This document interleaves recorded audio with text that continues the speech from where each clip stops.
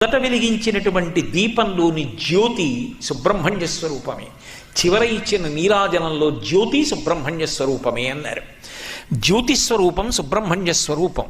స్కంద షష్ఠి రూపంలో పూజలు విశేషంగా అందుకునేటటువంటి మాసం. సుబ్రహ్మణ్యేశ్వర స్వామి వారి అవతారం గురించి పూర్వకాలంలో ఒక అలవాటు ఉండేది. గర్భిణీ స్త్రీలు, అందులో అడ్వాన్స్డ్ స్టేజ్ ఆఫ్ ప్రెగ్నెన్సీ అంటాను చూసారా, ఒక 5 నెలలు దాటిపోయినటువంటి స్త్రీలు ప్రత్యేకం చెప్పించుకు వినేవారు ఈ 36, 37 సర్గాల్ని. ఎందుకని అంటే అది విన్నట్టయితే దీర్ఘాయుష్మంతుడు, వీర్యవంతుడు, తేజోవంతుడు అయినటువంటి కుమారుడు జన్మిస్తాడని ఫలస్థుతి. దీర్ఘాయుష్మంతుడు లభిస్తాడు, పుత్రపౌత్రాభివృద్ధి కలుగుతుంది, స్కందలోకాన్ని పొందుతారు అని చెప్పారు. అందుకని ప్రత్యేకం చెప్పించుకునేవారు 36, 37 సర్గలకి వివరణ. అయితే అసలు సుబ్రహ్మణ్యేశ్వర స్వామి వారి అవతారం రావడానికి కావలసినటువంటి కారణాల్ని వాల్మీకి రామాయణంలో విశేషంగా వర్ణించలేదు.